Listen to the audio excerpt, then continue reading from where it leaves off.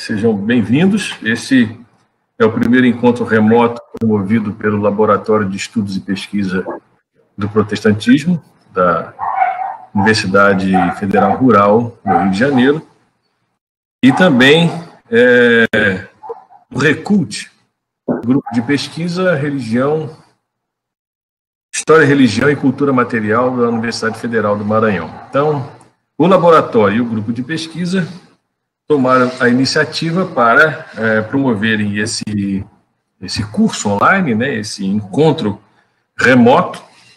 Vocês já receberam as informações desse evento, né, desse curso, cujo tema é o protestantismo no Brasil contemporâneo, uma leitura histórica cultural dos evangélicos, né? E o objetivo nosso é contribuir para a formação intelectual e acadêmica de estudantes e de pesquisadores vinculados aos dois grupos de pesquisa e ao laboratório, ao grupo de pesquisa, e também pessoas interessadas né, pela temática muito ampla e relevante e pertinente para o nosso momento. A gente vai tendo como objetivo também compreender a relação entre o protestantismo e o surgimento da modernidade e fazer uma discussão das múltiplas dimensões históricas, culturais, políticas e sociais dos protestantismos no Brasil, dos evangélicos, né? E a coordenação, né, é importante falar, a coordenação desse encontro remoto, né, está sobre a minha, se quiser, eu, professor Lindon Santos, da Universidade Federal do Maranhão, professor Clínio Amaral, da Universidade Federal Rural do Rio de Janeiro, e o professor João Lisboa, da Universidade Federal Rural do Rio de Janeiro, doutorando em História. Então, temos também aí o apoio e o suporte, né, do Pedro Medeiros, do Sérgio Prates Lima, historiadores também, que estão ajudando na coordenação e na condução desse encontro, que é uma experiência original, me parece, no Brasil, sobretudo para quem estuda protestantismo, né, e também enquanto laboratório e grupo de pesquisa. Então, por favor, professor João Lisboa. Bom, boa tarde a todas e todos. Bom, pessoal, como eu coloquei aqui, né, tá, vocês estão podendo acompanhar aí, o tema que eu botei para esse nosso bate-papo hoje, né, tem como título Modernidade e Reformas Religiosas no 16, Perspectivas para os Protestantismos. Esse título, ele sugere que, antes da gente começar a pensar, né, a própria questão dos protestantes no Brasil, eu acho interessante a gente voltar para o tema da reforma, das reformas propriamente dito, e a gente tentar pensar como que essa relação muito debatida na historiografia, e não só na historiografia, em outras partes também, como que se dá essa relação entre as reformas e, por assim dizer, a própria questão da religião e a modernidade, e como que a gente pode, a partir do entendimento dessas reformas religiosas, pensar, eu acho que, algumas perspectivas interessantes para o estudo dos protestantismos, inclusive no caso do Brasil. Então, primeiro, eu começo compartilhando aqui com vocês o que a ideia de modernidade ela acaba trazendo, né? Então, ela traz alguns temas recorrentes, né, nessa ideia de modernidade. Seria que, em primeiro lugar, a modernidade ela é marcada por esse individualismo, em segundo, por essa atração para a técnica, e terceiro, um aspecto fundamental que eu acho que permeia toda a modernidade é a própria questão da racionalização, né? Essa racionalização que vai ser um dos grandes fundamentos, por exemplo, do próprio Estado moderno, né? Esse Estado que a gente pode pensar ele por uma perspectiva, né, de um Estado mais centralizador. Obviamente, essa discussão a respeito da centralização desse Estado, ela vai ter uma série de nuances, por exemplo, a discussão que o Manuel Espanha vai trazer referente a um Estado que congrega, vamos dizer assim, poder para si, justamente porque ele cria espaços de poder e não necessariamente porque ele está centralizando o poder todo para si. Mas quando eu falo aqui de centralização, eu estou falando de um Estado moderno que passa a ser um Estado mais poderoso e um Estado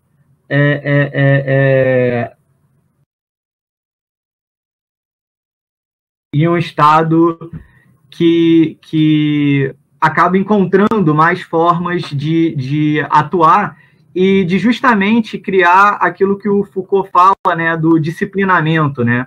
Um Estado, então, para usar o próprio título do livro do Foucault, um Estado que consegue cada vez mais vigiar e punir. E aí, nesse sentido, onde entra, né, a questão da religião e do próprio protestantismo nisso tudo, né? Entra na questão da ética protestante, que seria exatamente esse elemento, né? Um elemento que contribuiria para esse processo de racionalização. E essa ética protestante, e aí, obviamente, a gente remete à tese ao livro, né, do Max Weber, a reforma protestante, o protestantismo, de uma maneira geral, é entendido como esse marco, né, para o início da modernidade, justamente porque ela traria essa maior racionalização para a sociedade, possibilitando, né, o surgimento desse Estado moderno, bem como essa atração para a técnica e esse individualismo. Então, cabe a gente entender um pouco do que se trata, né? Então, essa ética e essa tese do Weber. Bom, a ética protestante, o espírito do capitalismo, o Weber ele vai mostrar como que o protestantismo, sobretudo com Lutero e com o Calvino, como que esse protestantismo ele vai dar uma ênfase, né, na ação e no dever. Né? O que isso significa? A questão da justificação pela fé no Lutero e a questão da predestinação no Calvino, ela retiraria, vamos dizer assim, da religião ou da atitude do ser humano frente à religião a capacidade dele próprio se salvar, né? No caso do Calvino, com a predestinação, o Deus é quem operaria essa própria questão da eleição, enfim, e da salvação. Então, nesse sentido, o que caberia ao ser humano, o que caberia à humanidade? Caberia um comportamento ético voltado para a ação, ou seja, a ideia de um dever que esses seres humanos teriam que ter junto ao mundo e junto à natureza. Ou seja, isso induziria a esse modo racional de agir, a um modo de agir no mundo e para o mundo de uma forma racional. E isso daria início a esse processo de secularização. E seria também, ao mesmo tempo, com o calvinismo, seria o final desse processo de desencantamento do mundo, né, para o Weber. O Weber ele vai dizer que o desencantamento é algo que começa lá com o povo judeu, né, com a ideia de que a natureza ela não emana de Deus, ou seja, Deus ele não o mundo não é emanado de Deus, mas o mundo ele é criado por Deus. O que isso significa dizer? Significa dizer que uma árvore ela é uma árvore. Uma árvore ela não teria um elemento divino, mas ela na verdade é criação desse próprio Deus. E esse desencantamento, portanto, essa forma de compreender a natureza, de compreender o mundo, estaria relacionado a uma separação, portanto, da magia do mundo, ou seja, a religião judaica, ela começaria esse processo, que é um processo que o Weber vai falar milenar, de desencantamento do mundo, que com o protestantismo, com a justificação pela fé do Lutero e a predestinação do Calvino, teria o seu auge, né? Na medida em que o protestantismo do Calvino ele acaba valorizando a ideia da imanência, ou seja, Deus ele está lá, né? E a religião não é a religião que salva, quem salva é Deus quem opera o próprio processo da salvação, e, portanto, ao ser humano caberia o quê? Caberia responder, daí é o modo de agir racional e a própria ideia do dever, caberia esse ser humano responder no mundo, esse mundo produto de um processo de desencantamento iniciado lá no judaísmo, caberia, portanto, ao ser humano responder da melhor maneira possível, né? E aí o Weber vai falar que essa resposta se daria por meio de uma ascese intramundana, né? Quando essa ascese ela não é mais feita dentro de um mosteiro, mas ela é feita dentro do próprio afazer do mundo, no mundo, melhor dizendo. Bom, então, essa ideia do Weber e, enfim, da ética protestante, isso vai ser um grande marco, né, para se pensar a reforma protestante e muitos estudos que saem daí, a partir dessa perspectiva, inclusive relacionando essa ideia do protestantismo e o próprio da reforma e o próprio surgimento do capitalismo. Qual é onde entra o problema disso, né? O problema é que essa ideia defendida pelo Weber, primeiro, ela não vai ser consenso dentre as pessoas que estão pensando a modernidade, né? Então, por exemplo, o Ernst Trost, que vai ser um contemporâneo do Weber, ele vai ter uma visão diferente, por exemplo, desse processo de secularização e desencantamento que a reforma estaria promovendo, porque ele vai dizer que dentro do protestantismo, embora essa ideia da imanência ela de fato aumente, a reforma, tanto com Calvino quanto com Lutero, ela continua ainda a ter uma visão muito pessimista e até desvalorizante, por assim dizer, do mundo, por conta da ideia do pecado original. Então, o pecado original ainda estaria presente nesse mundo. E portanto, a reforma, ali no 16, ela não traria, por assim dizer, esse mundo tão desencantado. Outra coisa é que essa secularização que o Weber vai ver sendo iniciada ali na reforma, ela vai acabar sendo lida muitas vezes como um abandono dentro da modernidade da própria transcendência, né? Como se a transcendência ela tivesse sido excluída dentro da modernidade, e secularização muitas vezes vai ser tomada como sinônimo de descristianização e de dessacralização.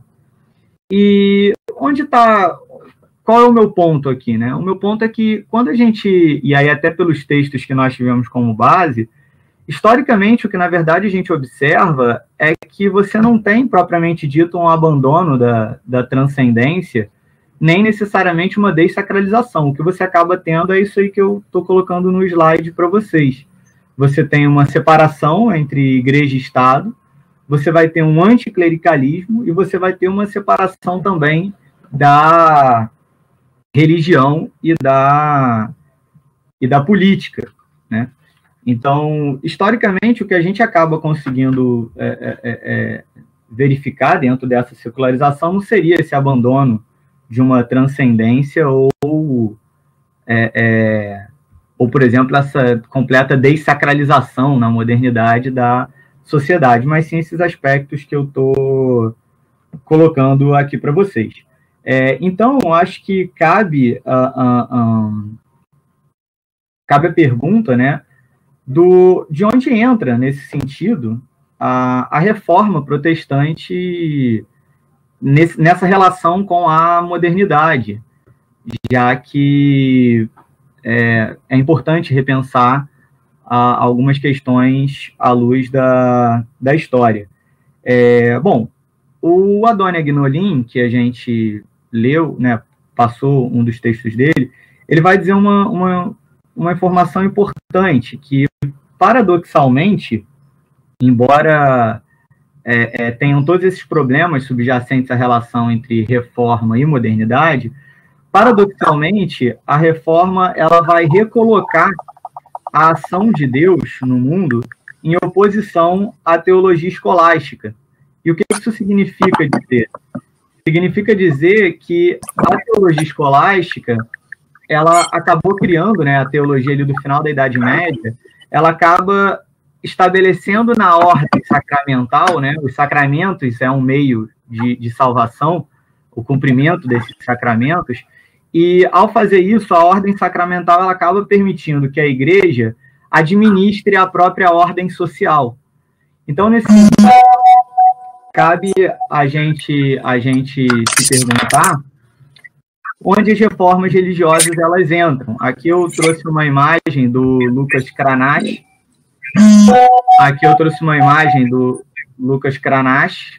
De 1529. O Lucas Cranach foi um pintor ele fez o retrato famoso, o mais famoso que existe do Lutero foi ele, um dos pintores, e essa imagem, esse quadro, né, chamado Lei e Graça, ele é bem interessante, porque se vocês observarem no canto esquerdo dele, seria o tempo da lei, e o canto direito é o tempo da graça, e os personagens ao centro eles apontam para o Cristo, enfim, é um quadro bem interessante.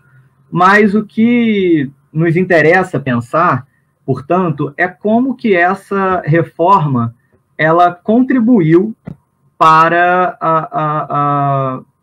essa modernidade.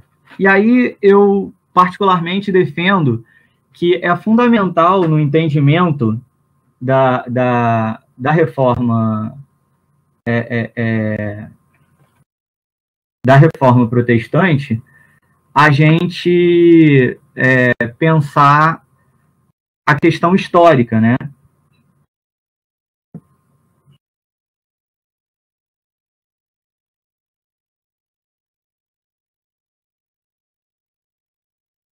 Desculpa, pessoal, que eu acho que eu acabei de receber aqui dizendo que eu não estão conseguindo me escutar direito. Só um segundinho.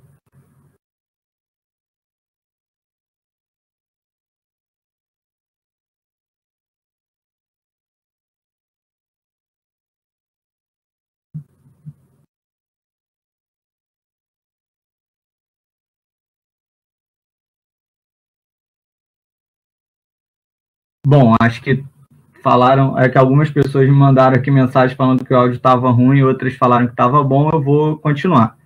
Bom, o que eu estou querendo defender hoje aqui, gente, é a importância de se priorizar uma análise histórica das reformas religiosas no século XVI, para a gente entender a própria interface dela com essa modernidade e para a gente entender também essas perspectivas para o protestantismo.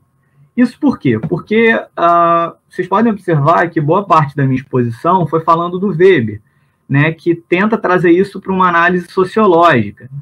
A reforma, ao longo do tempo, ela vem sendo, vamos dizer assim, alvo, né, de uma série de segmentos. Então, você tem desde uma abordagem confessional, né, uma abordagem religiosa, confessional, que, se for de caráter protestante, enaltece a reforma e tenta olhar para essa reforma como um evento quase que ahistórico, uma inflexão na história promovida por Deus, né, para restaurar o cristianismo que estava sendo perdido. Você tem análises de caráter mais economicista, notadamente os marxistas, que tentam privilegiar os interesses econômicos por detrás da reforma.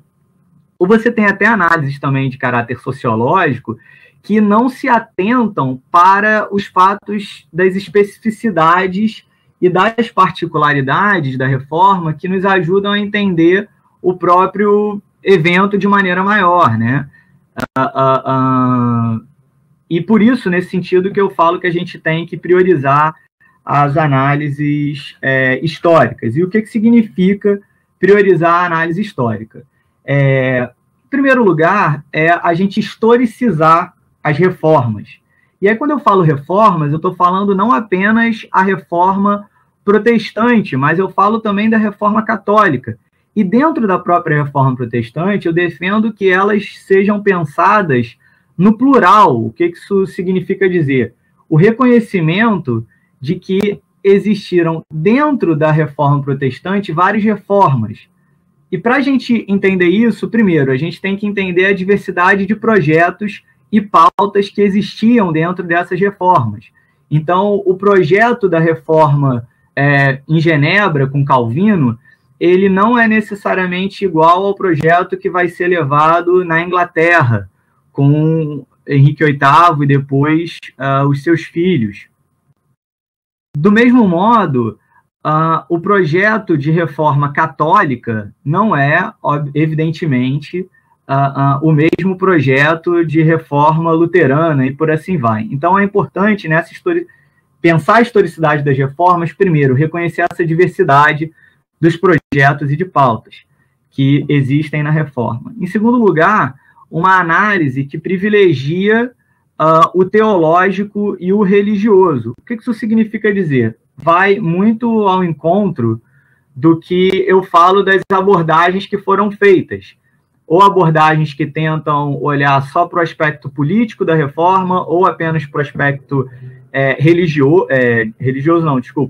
econômico, social, e negligencia o aspecto teológico e religioso. Obviamente, falar do aspecto teológico e religioso não é você fazer uma abordagem confessional, como, por exemplo, a que faz o R. Carlins a reforma o cristianismo através dos séculos, né? Quando ele vai dizer que o historiador cristão tem que fazer uma história da igreja,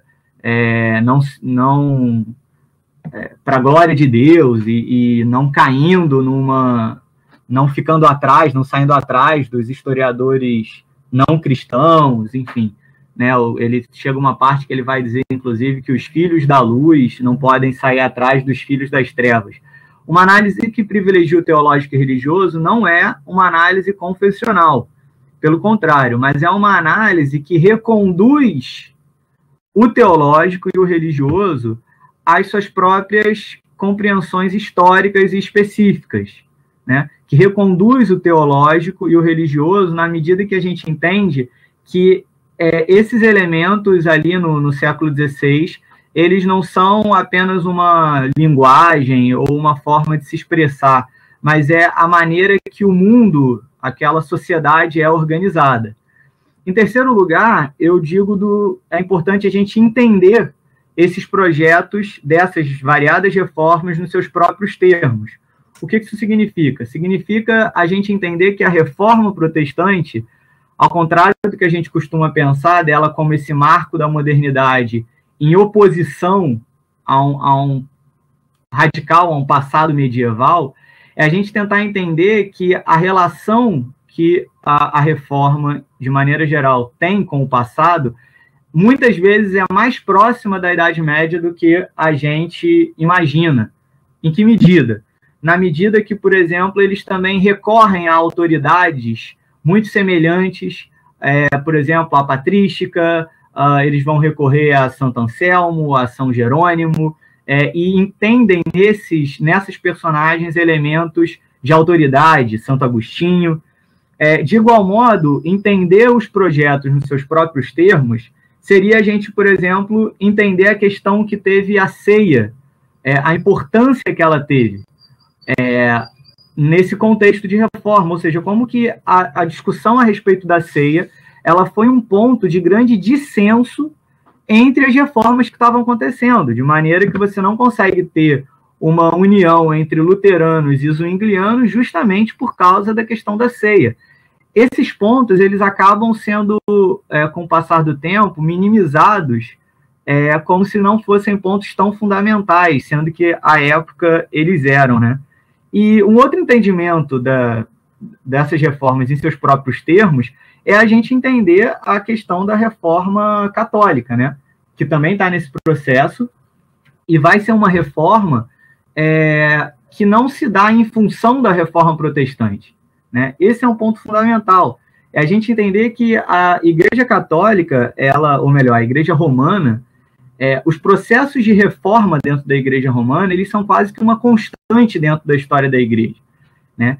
E essa ideia de contra-reforma, ela é uma ideia pejorativa, que procura ver a reforma católica, ou o Concílio de Trento, que vai ser o grande exemplo, simplesmente como uma resposta a essa reforma protestante, ou seja, como se os católicos estivessem sempre agindo em função dos protestantes, enquanto que, na verdade, a Igreja Romana já era muito próprio dela passar por um longo processo de reformas ao longo da sua história. O segundo ponto, e aí já encaminhando para o final da exposição, é essa relação entre reformas e modernidade. Então, em primeiro lugar, a gente tem que entender que essa modernidade, que, por exemplo, Weber, o Trost ou a própria Hannah Arendt, eles estão pensando, é uma modernidade muito próxima deles, ou seja, essa modernidade pós-Revolução Francesa, e que eles recuam no tempo e chegam à reforma, mas eles estão com um olhar muito próprio dessa modernidade do seu tempo, né, seu tempo mais próximo. E quando eu falo de reforma e modernidade, eu vejo que a reforma protestante ela contribuiu para a gente compreender o que a gente chama de primeira modernidade, ou seja, essa modernidade anterior à Revolução Francesa, e que é justamente essa modernidade que vai criar esse Estado moderno que eu comentei com vocês mais acima. Um processo também muito importante que a reforma vai contribuir vai ser no processo de confessionalização, que aqui também deve ser entendido um pouco, e aí eu acato bastante as proposições do professor Rui Rodrigues, da Unicamp, quando ele diz que a confessionalização ela é uma chave interpretativa válida. O que significa isso? Significa que, a partir das reformas religiosas, você começa a ter o estabelecimento de confissões de fé, e essas confissões elas acabam funcionando como um processo de distinção entre as pessoas, enfim, entre as comunidades, e isso acaba sendo apropriado pelo poder secular e vai contribuir para a formação dos estados nacionais, na medida em que essas confissões de fé elas também atuam no disciplinamento.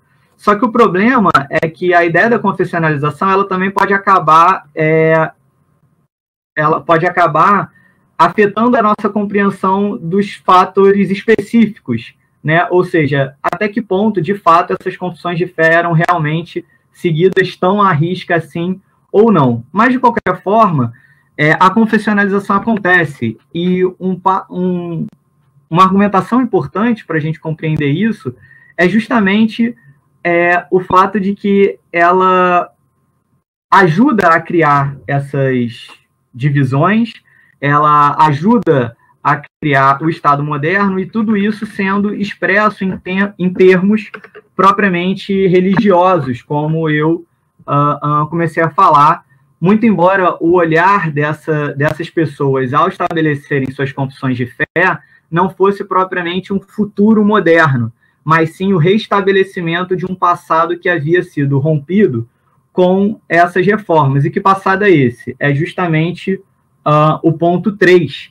né? Que é essa ruptura com a autoridade da Igreja, que, de fato, a reforma protestante ela causa, né? Ou seja, essa autoridade da Igreja ela era um dos elementos fundamentais dessa sociedade, e a reforma protestante, ao causar essa ruptura, ela acaba contribuindo para esse processo de confessionalização, não porque essas pessoas estivessem abertas a um futuro ou ao moderno, por assim dizer, porém, porque elas estavam olhando para o passado e o restabelecimento desse passado. E aí eu queria destacar, para a gente entender essa questão dos termos religiosos dessa ruptura, acho que duas questões fundamentais que já estão lá na reforma do Lutero, né? Acho que a questão da justificação pela fé e a questão do sacerdócio universal, né? A justificação pela fé, ela ataca frontalmente esse esquema, né, sacramental, vamos dizer assim, da reforma, da Igreja Católica e essa forma de compreender a salvação, e isso, por consequência, atacava a própria ordem social, né, que era uma maneira que a Igreja Católica tinha, a Igreja Romana tinha de controlar essa ordem social. E o sacerdócio universal, que é, na verdade, desenvolvido num texto chamado A Nobreza Alemã, ou seja, Lutero ele se dirige especificamente aos nobres da região que ele habitava, ali da Saxônia, e isso vai ser apontado pelo Adriano Prosperi como ali, né, o fortalecimento desse Estado, o início desse Estado moderno, mas também essa ideia do sacerdócio universal que possibilita a interpretação livre, por assim dizer, das escrituras, ou seja, na realidade você tem um deslocamento dessa autoridade. Enfim, isso daqui é uma exposição bastante rápida e sucinta, e aí agora nos debates a gente pode falar melhor, inclusive se ficar algumas dúvidas, enfim, de alguma coisa que eu tenha me atropelado, eu posso explicar melhor para vocês, e agradeço muitíssimo a participação de todas e todos. Muito obrigado, professor João, pela abordagem ampla e arguta da relação modernidade e reforma protestante. Obrigado pela pontualidade, né? Pela análise e abordagem assim, cronometrada, né? E isso é muito importante. A gente vai passar agora para dois momentos, cada expositor terá 10 minutos, o professor Clínio Amaral vai ser o primeiro a falar, depois o professor Pedro Medeiros, para fazerem aí suas reações à fala do professor João. Então, vamos lá. O Pedro, então, pode fazer a exposição dele, enquanto o Clínio resolve. Cadê o Pedro? Ok, estou aqui. Ok, Pedro, vamos lá. Vamos lá. Boa tarde a todos os que estão aí presentes, né, em suas residências ou então em seus lugares de trabalho, onde estiverem assistindo. Sentimos-nos muito honrados com a presença de todos aí, a cooperação, né, dos inscritos no nosso primeiro encontro.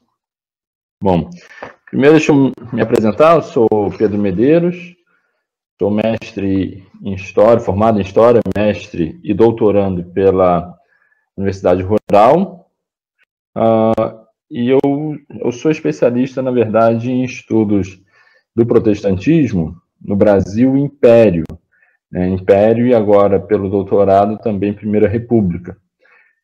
Então, é um período assim já distante do meu, que estamos tratando aqui hoje, mas eu queria provocar aí algumas discussões, uns apontamentos, a respeito do que o João ele expôs. Bom, primeira coisa que eu acho que é importante da gente levantar, né, e se atentar é essa relação da reforma com a modernidade, principalmente em relação ao fenômeno da secularização, porque esse conceito de secularização, ele é um conceito que não tem um consenso sobre ele, na verdade é um conceito muito complexo sobre a secularização. Inclusive eu tive uma experiência em aulas, né, com professoras nativas de inglês, porque a palavra secularização, a gente tem uma noção de senso comum, né, em relação ao Brasil, mas se a gente sair do Brasil em outras línguas, em outros territórios, essa noção ela fica muito fluida, né, não tem uma concretude assim, que parece algo claro, né, por exemplo, separação entre secularização e laicidade. Para um americano, o americano não faz ideia de quando a gente fala sobre o que secularização, da forma como a gente está pensando, essa relação entre religião e política, o americano ele não compreende muito bem o que a gente está tentando falar. Né? Eles têm um conceito lá de secularização, eles, na verdade, nem têm a palavra, por exemplo, se a gente separa, né, laicidade, eles nem têm essa palavra da forma como nós entendemos, né, a questão da laicidade, e é confuso, realmente. Eu tive essa experiência e é difícil a gente conseguir explicar essa secularização. O Weber, ele trouxe essa questão, né, nas suas obras, sobre como que a reforma protestante, principalmente o calvinismo, ele, devido à ideia de racionalização, a ideia de um Deus soberano, na exaltação que Calvino fazia a respeito da soberania de Deus, e, por outro lado, né, como contrapartida, em que o homem, ou salvo, por sua vez, né, o pecador, ele não teria nenhuma condição, né, de conseguir alcançar essa salvação. Acho que fica uma provocação para o João, inclusive, né, qual seria a diferença, né, aí mais clara de quando a gente fala de magia, né, em relação à religião, da Idade Média, né, no período medieval, para essa virada pós-reforma, ou reformas. Porque tem essa ideia de que não se conseguiria mais alcançar as benesses de Deus, não se conseguiria mais alcançar a bênção, a graça de Deus, por uma manipulação do sagrado, não sei, um encantamento, né? Fica essa ideia de desencantamento. Que desencantamento é esse?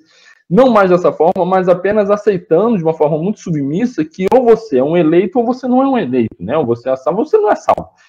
E a única forma, então, de se evidenciar a questão da eleição, a questão de ser salvo, era através do dever, era através das ações, né?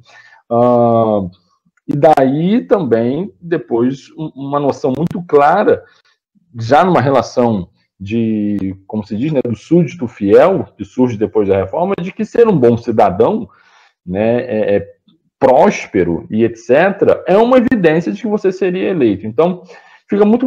O processo de racionalização, se for muito trabalhado por Weber, começa ali. A questão é, até que ponto, né, até que ponto a gente realmente gerou uma sociedade moderna em que era uma sociedade claramente racionalizada, né, racional. Até que ponto as pessoas realmente conseguiram essa emancipação, né, da religião no seu meio social, político, etc. Porque, por exemplo, João trouxe aí essa questão de que a partir da reforma tem uma separação entre religião e política, só que, na verdade, quando a gente vai perceber o que acontece depois, são nuances, né, são outras realidades que se formam no Ocidente, em que essa relação entre religião e política elas são muito presentes. Você tem, sim, uma separação entre igreja e Estado, né, principalmente nos países protestantes, Estados Unidos, no caso de países não protestantes, como, por exemplo, a França, né, a partir da Revolução Francesa. No entanto, há ainda um recurso, né, se busca muito ainda dentro de um arcabouço religioso, não confessional, não denominacional, né, não institucional, mas um arcabouço religioso. Aí estou pensando principalmente na questão da religião política, da religião civil, perdão, da religião civil, lá de Rousseau. Então, se busca em elementos da religião para poder se manter enquanto Estado. E eu tenho percebido hoje essa questão nas minhas pesquisas, como que no Brasil, na virada do Império para a República, os protestantes, no caso, que é o que eu estudo, os protestantes, como que eles, com uma herança americana, mas já tentando se separar dos Estados Unidos, tentando uma emancipação do protestantismo no Brasil, como que eles incentivam a ideia de que o Estado deveria estar separado da religião, no entanto, o Estado deveria ser religioso, o Estado deveria ser cristão. Ou seja, é um Estado cristão, mas é um Estado que não se liga com nenhuma religião institucional. Isso tudo está dentro da modernidade. Então, é algo realmente interessante essa questão da secularização, até que nível, né, e como que a gente pode pensar a secularização a partir disso.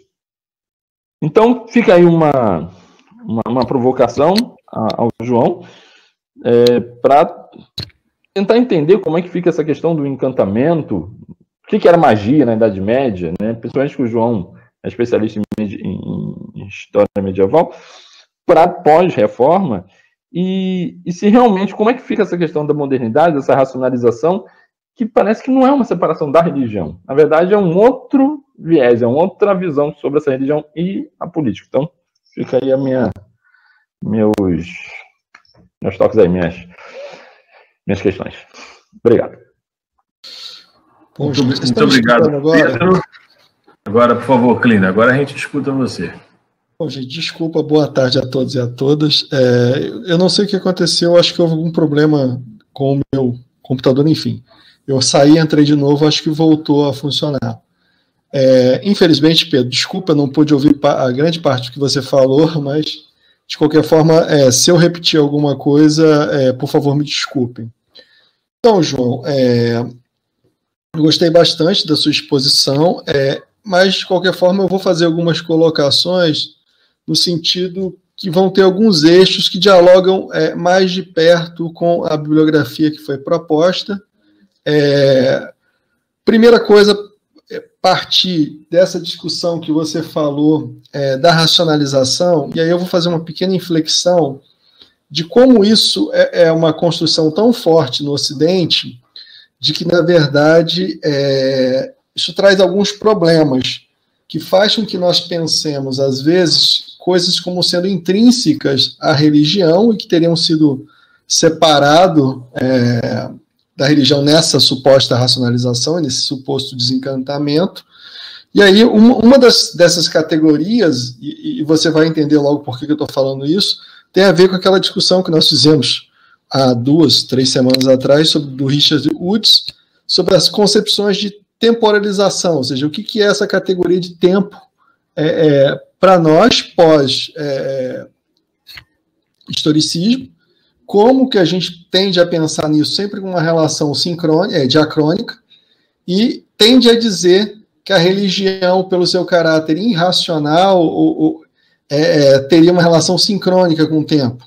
Ou, para usar uma definição melhor, até uma definição multitemporal. Vou dar um exemplo, para quem não está muito acostumado com a teologia católica, essa multitemporalidade, por exemplo, aparece na Eucaristia, que é o momento ali que, para o fiel, a Eucaristia representa a própria presença do Cristo, que, por ser Deus também, vive na eternidade, portanto, na atemporalidade, e naquele momento do ritual, da liturgia da Eucaristia, você cria uma relação contínua no tempo, entre tempo e eternidade, e, portanto, toda essa noção, que é uma noção, e aí vocês vão entender porque eu estou falando isso, medieval, certo?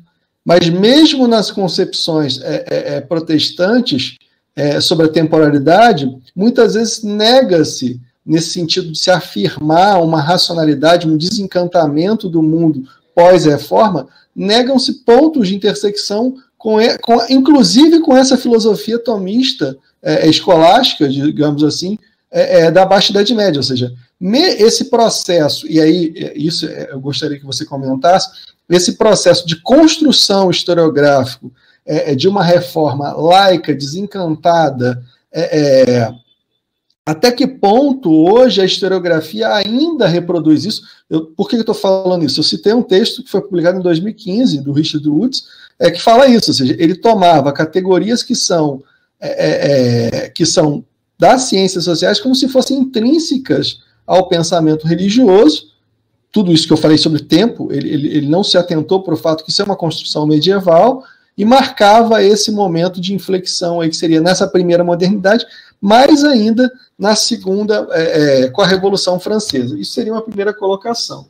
A outra coisa interessante também, e acho que quem me conhece sabe que eu venho insistindo bastante nisso, é essa construção de que a mirabilia não faz parte da reforma, ou seja, esse encantamento, ou seja, e você, como um estudioso de geografia protestante, sabe muito bem que o encantamento está ali, que a mirabilia está ali, mas isso foi ressignificado para se criar uma outra identidade que se opõe, e aí isso emenda com uma outra questão, que você colocou, que diz respeito, aí o próprio texto do Rodrigo Bentes, né, que estava aí na discussão, das diversas formas que a historiografia coloca isso, só que muitas vezes, e aí eu faço alusão também a outro ponto da reflexão, ao texto do Matthew Bert, que é, caramba, a reforma, em última instância, ela tem questões de teologia. Ou seja, muitas vezes a historiografia, ela esquece completamente, sobretudo essa historiografia que tem essa tentativa de explicar o mundo. Eu particularmente não concordo, eu acho que nós historiadores não explicamos nada, mas não vou entrar nessa discussão aqui com você. Mas você cria chaves analíticas que desconsideram que muitas vezes o cerne da discussão está na teologia. E para dar o exemplo que você falou aí em relação à ceia, muitas vezes, a gente comentava também por telefone outro dia, não sei se foi domingo, enfim, não me lembro o dia específico, e você me dava um exemplo de uma dessas discussões em que só não se concordaram sobre a ceia, ou seja, portanto, são questões que seria importante a gente trazer para o debate. Uma outra questão, aí voltando também a essa construção historiográfica, que muitas vezes se sobrepõe ao próprio pensamento dos ditos reformadores, como Calvino, Lutero, entre outros, que é, por exemplo, o uso da autoritas, ou seja, supostamente essa racionalidade reformada, ela teria posto ao fim a autoritas. Mas qual foi a noção de autoritas que foi colocado fim? É autoritas do Papa, não autoritas da teologia, sobretudo da patrística. Portanto, muitas vezes, a historiografia confundiu, por não conhecer devidamente a teologia, só um minuto aqui que eu estou autorizando mais uma pessoa a entrar, por não conhecer a teologia, ou não conhecer isso, que eu acho que é uma das coisas que o nosso laboratório começa a encaminhar para fazer, de pensar um pouco mais essa relação entre teologia e história, e com historiografia, porque muitos teólogos, que nós muitas vezes ignoramos, como o Barthes, entendem profundamente de historiografia, coisa que a gente não consegue dialogar com essa teologia. Acho que o nosso laboratório está dando um salto nesse sentido de trazer o debate, não é para que nós adotemos uma posição confessional, nada disso, mas para que nós consigamos entender categorias que só os teólogos entendem. Essa questão da autoritas é um exemplo disso, ou seja, a autoridade do texto bíblico, em momento algum, ela foi discutida, ela foi colocada em dúvida. O que se colocou, na verdade, é quem tem autoridade para falar sobre a autoridade bíblica. Essa que é a questão, no fundo.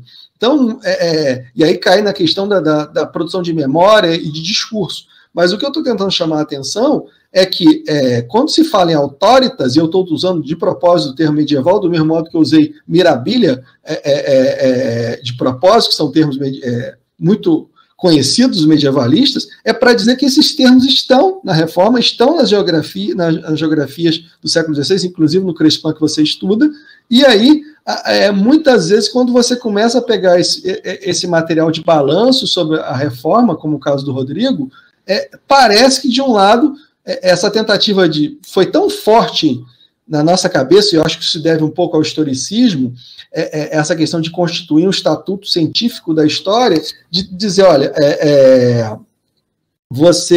a história tem que pensar pela ciência, a teologia não, e aí a gente desconsidera o debate com a teologia, a ponto de que a gente não consegue ver essas categorias que estão claramente ali. É claro que elas foram ressignificadas, certo? A partir do século XVI.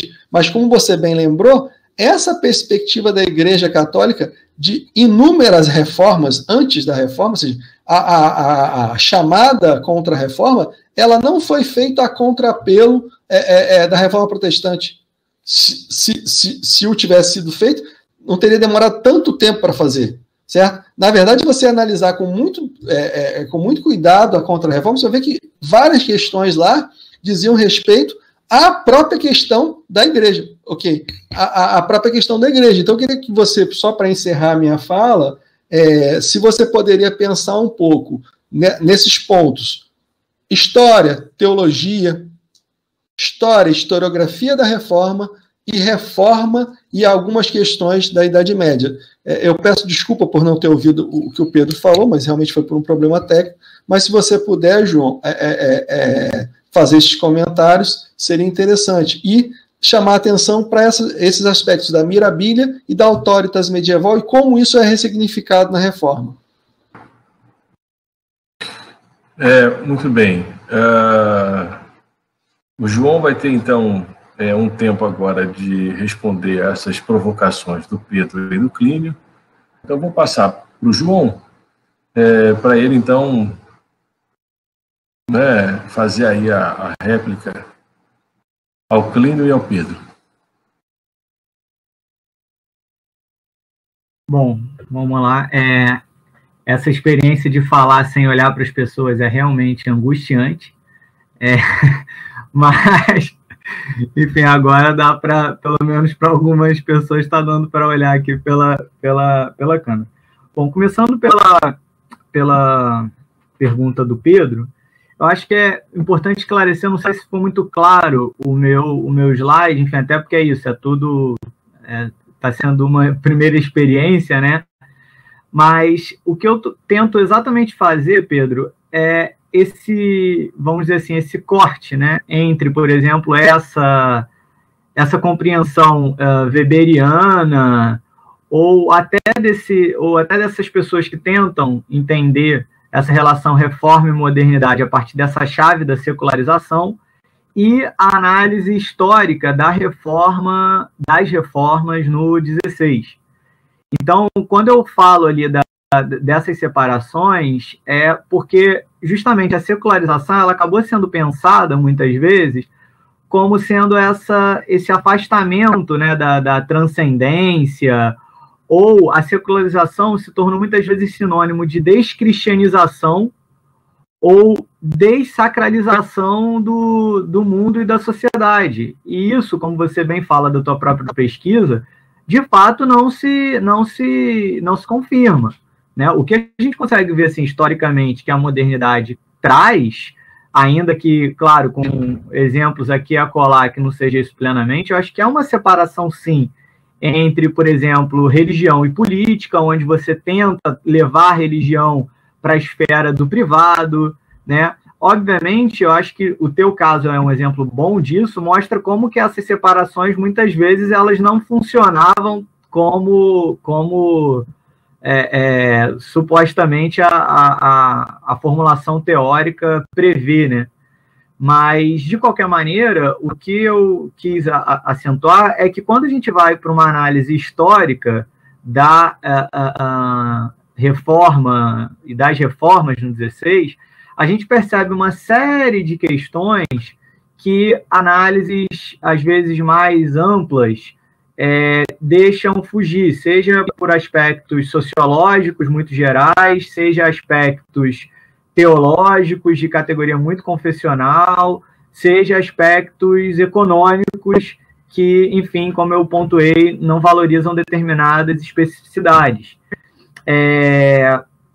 E aí essa questão que você coloca dessa diferença de magia, né, na Idade Média para a Reforma, acho que o Delumeau ele vai falar isso num livro chamado Un Chemin d'Histoire. Nesse livro, o Delumeau ele diz que a Reforma, tanto Lutero, mas principalmente Calvino, eles vão ser muito vigorosos, né, em tentar atacar essa magia que, na verdade, eles tomam como uma superstição, né? Então, na verdade, para eles, a magia seria como se fosse isso que a gente entende como superstição, ou seja, algo que não algo que é irrefletido, algo que viria de uma tradição pagã, por assim dizer. Por exemplo, o Calvino, no Tratado das Relíquias, ele vai dizer que o culto às relíquias, ou essa ideia de poder atribuído às relíquias, que isso é uma herança pagã e que sobreviveu naquela sociedade, né? Então, a postura que eles tratam, nesse sentido, talvez o que a gente chamaria de racionalização, né? Assim, seria talvez uma postura mais racional no sentido, eu diria, humanista. Ou seja, por exemplo, da crítica textual. Como é que o Calvino ele vai, no Tratado das Relíquias, refutar as relíquias? Ele vai para a crítica documental, para a crítica textual. Então, ele diz, por exemplo, fala-se da cruz de Cristo que a mãe de Constantino achou. Tudo bem, mas o que prova que ela de fato achou? Você tem lá a história eclesiástica de Eusébio de Cesareia. Aí ele leva isso em consideração, ele fala, tudo bem, essa história é confiável. Entra no elemento que o Clínio está falando dessa ideia de autoritas. Mas quando ele vai analisar outras questões, ele fala, como é que a gente pode ter de fato prova de que isso realmente foi assim? Quando ele fala, por exemplo, das relíquias deixadas supostamente pelos apóstolos. O que o Calvino fala? Não, olha, quando eu vou olhar na Bíblia, que é a maior autoridade sobre essa história dos apóstolos, você não tem falando absolutamente nada sobre essas relíquias, né? Então, eu acho que também é importante a gente entender, quando fala, eu acho que de racionalização, que tipo de racionalização seria essa? E aí tem um elemento fundamental, né? Essa racionalização que o Weber está vendo, ele está vendo nos puritanos, no século XVII. Ele está vendo a partir de um calvinismo pós-sínodo de Dort, que é um calvinismo que o Zwinglio Mota Dias vai, por exemplo, falar, que é um calvinismo extremamente escolástico, no sentido que sistematiza, por exemplo, o calvinismo em 5 pontos, coisa que o Calvino nunca fez, né? Se você lê as Institutas do Calvino, você não tem lá 5 pontos sistematizando o pensamento do Calvino, né? Enfim, não sei se deu para responder, mas a gente pode continuar falando. No caso do que o Clínio fala, eu acho, bom, eu também tentei pontuar isso, eu acho que essa relação história e teologia, eu tenho me convencido bastante da pertinência, ainda mais quando você vê essa questão do trabalho do Ernest Strauss, ou quando você vê, por exemplo, eu acho que o Calbart, embora ele tenha um certo posicionamento aí mais refratário à questão das pesquisas do Jesus histórico, enfim, essas pessoas estão num diálogo muito intenso, a teologia hermenêutica, por exemplo, né, que vai surgir ali também vamos dizer assim, nesse fluxo dos teólogos do século XX. Então, eu acho que essa relação ela é fundamental para a gente poder compreender melhor as reformas religiosas no século XVI.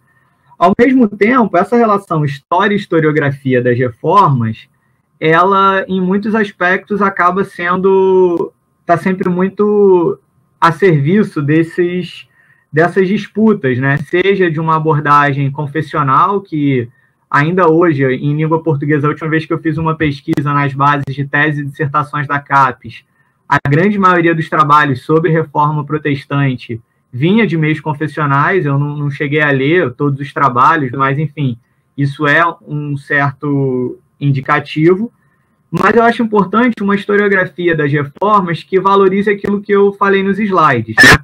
Eu acho que é uma diversidade de projetos, algo que tenta entender esses projetos nos seus próprios termos, uma historiografia que valorize o teológico e o religioso, né? Não de uma maneira confessional, mas de uma maneira que procure compreender a dinâmica que existe, né? Então, qual a dinâmica do Lutero ao falar da justificação pela fé, ou do Calvino ao falar em predestinação, ou dos próprios anabatistas ao recusarem o batismo, né? Ou dos católicos quando, por exemplo, criam também a Inquisição, e aí que entra, né, a tese do Adriano Prosperi, né, que é dos tribunais da consciência, né, de como que isso vai atuar nas consciências, enfim, a gente pode falar mais sobre isso. E nessa questão da Idade Média, eu também, como eu pontuei, eu acho que o debate ele tem que ser recolocado, porque a reforma, até também nessa chave muito de compreensão progressista, ou seja, existe um discurso que vai afirmar que a reforma protestante ela é o marco, né, de elementos fundamentais para a gente hoje. Então, a reforma protestante foi o marco dos direitos humanos, tem gente que afirma isso, que a reforma protestante foi o marco do Estado laico, que a reforma protestante foi o marco da democracia. e ainda usa isso, por exemplo, falando, não, se vê que os países hoje mais desenvolvidos no mundo são países de tradição protestante. E aí eu acho que a questão dessa relação entre a reforma e a Idade Média, por assim dizer, ela tem que ser de novo reposicionada, no sentido de que você tem certamente uma ruptura, isso me parece inegável, mas a questão é a gente entender como que se dá essa ruptura, né? Eu acho que eu concordo com a Agnolin que, na verdade, seria talvez uma ruptura paradoxal, né? Em sentido, você tem uma ruptura, mas é uma ruptura que se dá muitas vezes com a manutenção de diversos elementos. E aí entra a minha pesquisa quando eu falo sobre a geografia protestante, né? Que eu defendo exatamente a existência de agiografias dentro do protestantismo. Mas, enfim, eu acho que não vou me alongar muito, a gente pode continuar conversando aí.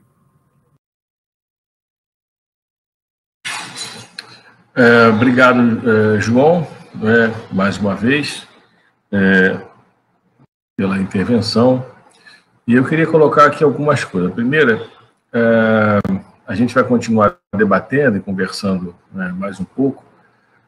Esse espaço aqui, de iniciativa do LABEP e do RECULT, é um espaço, em primeiro lugar, acadêmico, né? Em segundo lugar, um espaço laico, né? A gente está aqui não uma abordagem confessional nem religiosa, mas lidando com esse objeto, né, vamos dizer assim, de maneira muito respeitosa, mas não confessional. Né? Esse é um esclarecimento importante e é um espaço de discussão, né, e de produção de conhecimento, de avanço do saber também. Que eu já estou assim, né, muito agradecido e já registrando aqui o sucesso da nossa experiência, não é? Dessa experimentação, né, que na verdade foi uma grande introdução para o que vai acontecer, né, nas próximas quinzenas, né, que a gente vai assim discutir, né? Foi uma plataforma inicial dada pelo João, né, pelos debatedores e por aqueles e aquelas que, né, fizeram as suas intervenções. Então, a minha avaliação inicial é muito positiva. Se a gente não tem, assim, né, mais questões para serem colocadas, obviamente que tem, mas o tempo também já vai adiantado, eu queria, assim, rapidamente retornar a palavra para o Pedro, para o Clínio e para o João, não necessariamente dessa ordem, mas talvez observando a ordem inicial, para que cada um fizesse as suas considerações finais, tá? E aí a gente encaminha para o final, tá?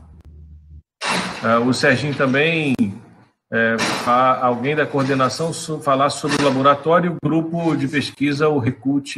Seria interessante, né? Alguém do LABEP falar o que é o LABEP e alguém do RECULT falar o que é o RECULT. Eu acho que caberia também. Então, depois das considerações finais de vocês, a gente fala sobre o LABEP e sobre o RECULT, tá bom? Ótimo. Então, vamos lá. Bom, pessoal, então, primeiramente, né, eu quero agradecer a todos e todas que ficaram com a gente até agora, né? Vejo que o número se manteve, né, praticamente o mesmo do início até agora. Enfim, dizer que foi uma experiência muito interessante, né, muito gratificante, apesar do nervosismo, porque uma coisa estou plenamente convencido. Acho que depois de hoje eu fico convencido que eu prefiro tranquilamente falar para um auditório de 300 pessoas do que ficar com uma tela, né, na minha frente sem ver o rosto. Enfim, realmente foi uma experiência bem louca, por assim dizer, né? Mas muito gratificante, né? Eu acho que, enfim, bem bacana. Acho que a gente tem pessoas aqui de diferentes lugares, então, nesse sentido, o que a internet nos proporciona realmente é muito bom. Então, agradecer mesmo a presença de todas e todos.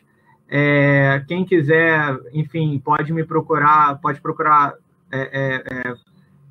mandando e-mail para o laboratório, que vão repassar meu e-mail, enfim, a gente continua a trocar ideia, e eu por enquanto, estou como professor substituto na Rural, então, se tiver algum aluno ou aluna aqui da Rural que também queira procurar em alguma disciplina, enfim, no tempo que eu tiver ainda na Rural como professor, pode procurar. E é isso, quero realmente agradecer, reforçar, né, a importância dos estudos dos protestantismos. Eu acho que essa ênfase laica, acadêmica, prezando, né, a honestidade intelectual, enfim. E agradecer a todos e todas por terem ficado com a gente até agora, realmente, muito obrigado. E qualquer dúvida, enfim, qualquer coisa, a gente pode continuar conversando por outros meios também. Então é isso, e aí depois que o pessoal falar, a gente fala um pouco mais do laboratório. Bom, quero agradecer também essa oportunidade de estar compartilhando com vocês essas ideias que temos desenvolvido no nosso laboratório, né, o LabEP, no caso. Ele foi fundado em janeiro de 2018. Em janeiro de 2018. Desde janeiro de 2018, a gente vem desenvolvendo com grupos de estudos, discussões. E, enfim, temos... Antes, né, da gente ter apresentado, no ano passado, nós tivemos um evento na Rural, com a palestra do professor e pastor também, César Moisés, né, que esteve aí nos ouvindo. Também participamos de outros eventos no ano passado. Esse ano é a primeira vez que nós estamos aqui desse meio virtual, e que foi muito bom, né? Foi muito bom, agradeço aí a todos vocês. Assim como o João também me disponibilizo, é só entrar em contato lá pela página do Face, que aí, querendo entrar em contato comigo, passo o meu e-mail para quem precisar. Ok? Estou terminando meu doutorado, estou com a corda no pescoço, mas essa pandemia, né, tudo ruim que está acontecendo, por um acaso deu uma afrouxada nessa corda, né, porque os prazos todos interromperam, mas, enfim, estou para defender minha tese, e é isso. Também queria dar a informação, né, aí fazer uma pequena propaganda, porque além do LabEP da Rural, eu também coordeno um seminário de teologia, né, também sou formado em teologia e coordeno um seminário de teologia aqui em Nova Iguaçu. Então, é pentecostal, tem uma linha pentecostal, eu sou pentecostal, e quem quiser aí se aprofundar no estudo de teologia, enfim, pode entrar em contato comigo que eu passo as informações. Ok, muito obrigado, tenham uma boa tarde a todos. Os professores não ter esse tete-a-tete com os alunos, mas eu acho assim, a dimensão que isso nos dá compensa esse incômodo. E eu acho assim, que a gente está tentando, e esse encontro foi uma primeira tentativa, e creio que os próximos serão mais interessantes, porque nós já vamos estar um pouco mais habituados com a plataforma, de tentar trazer algumas questões para que nós possamos pensar essa relação entre história e teologia, entre história e religião, e, sobretudo, nesse ambiente do protestantismo, que se coloca como um desafio aí para nós historiadores como objeto de estudo, sobretudo se nós pensarmos no Brasil contemporâneo. Mas eu queria agradecer a todos e todas, e eu acho que, tal como os colegas também, embora eu seja um medievalista de formação, e seja professor de medieval na Rural, venho trabalhando desde 2013 com temas ligados ao neopentecostalismo, e hoje eu poderia dizer que eu tenho quase uma dupla inserção aí em medieval e sobre o movimento neopentecostal, e também estou me colocando à disposição aí. Eu só não tenho Facebook, eu não tenho nada dessas coisas eletrônicas, mas eu tenho e-mail e respondo e-mail, e pelo laboratório vocês têm como ter acesso ao meu e-mail. Tá bom, gente? Boa tarde, eu estou ansioso pelo nosso próximo encontro. Gente, o nosso próximo encontro é daqui a 15 dias. Vocês vão estar recebendo aí a notificação. A professora Elisete da Silva está conosco. Os membros dos grupos, dos dois grupos, né, do laboratório, do LabEP e do Recult, vão estar participando de alguma forma, fazendo reações, não é? E a cada 15 dias a gente vai atualizando as informações. E a gente encerra, então, eu queria que o João falasse rapidamente do LabEP, do laboratório, e depois eu vou falar do Recult, e a gente, então, encerra o nosso primeiro encontro remoto. Por favor, João. Bom, o Pedro começou aqui falando, né? Eu acho que falando muito rapidamente assim do LABEP. O LABEP ele é um laboratório que ele surge. Eu não sei se ele está aqui com a gente ainda, mas começou com a iniciativa do Ramon, então aluno da graduação lá na Rural. E aí o Ramon conversa comigo, fala com o Lindon, e ele, na verdade, articulou, né, essa nossa junção. O Ramon também é formado em História, faz mestrado em História e está agora na graduação em Teologia. E o objetivo do laboratório, inicialmente, era esse, assim, a gente conseguir discutir no campo da historiografia, fundamentalmente, aqui na região sudeste, né? A gente viu que no campo da historiografia era como se não tivesse muita discussão sobre isso aqui na região sudeste, e essa foi a iniciativa do laboratório, só que com algumas características. Eu acho que as duas principais delas é o fato de ser um laboratório que preza pela interdisciplinariedade, então nós estamos completamente abertos a todas as abordagens, né, enfim, acadêmicas, de outras disciplinas, para entender a questão do protestantismo, e também pela essa questão de ser um laboratório laico, que preza o mérito acadêmico e o estudo, né? Então, nesse sentido, o laboratório está hospedado junto ao CNPq na Rural, né, na Universidade Rural, atualmente como coordenador principal o professor Clínio, né? E é isso, desde 2018 a gente tem participado de alguns encontros e tal, e eu acho que agora a gente está começando a tentar, enfim, aparecer mais, desenvolver atividades mais robustas, e fica o convite, né, para quem quiser acompanhar mais de perto, né, as atividades do laboratório, podem entrar em contato, seja no Facebook, seja por e-mail, né, e que a gente está aqui, enfim, o nosso intuito é esse, agregar, né, cada vez mais nesse esforço intelectual mesmo para compreender os protestantismos em suas múltiplas manifestações, e enfim. Eu acho que é isso.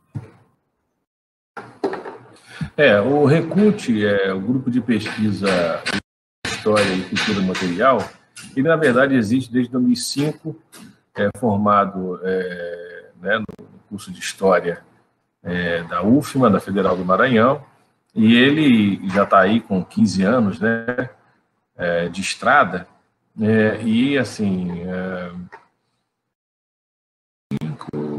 acho que 15 anos, isso mesmo, 15 anos de estrada, e é um grupo que não trabalha só o protestantismo. Nós temos pesquisadores do catolicismo, dos cultos afro, de outras religiões, do islamismo, não é? É um grupo de história das religiões. E já temos aí uma boa trajetória com gente que já fez doutorado, começou na iniciação científica, já defendeu tese de doutorado, já está trabalhando em pesquisa sobre religião. Então, tem sido, né, muito enriquecedor assim, a trajetória do RECULT. Tá? E é importante registrar que tanto o LABEP quanto o RECULT eles estão vinculados ao CNPq, tem o seu diretório, né, no diretório de grupo de pesquisa do CNPq. Esse é um registro importante, e são dois espaços assim que convergem nesse momento suas caminhadas para a gente avançar na pesquisa, né? Eu sei que a professora Elisete da Silva também tem um grupo de pesquisa de História das Religiões, ligado à Universidade Estadual de Feira de Santana, né? E a outros grupos de pesquisa também. Tá? Então, a gente agradece a presença de cada um, tá bom? Participante, não sei se alguém gostaria de falar, mas fica aqui o registro do nosso agradecimento. Tá bom? Então, aqui a gente vai se despedindo, e até a próxima, né, daqui a 15 dias, a gente vai se falando até lá, ok? Muito obrigado, boa tarde e até lá.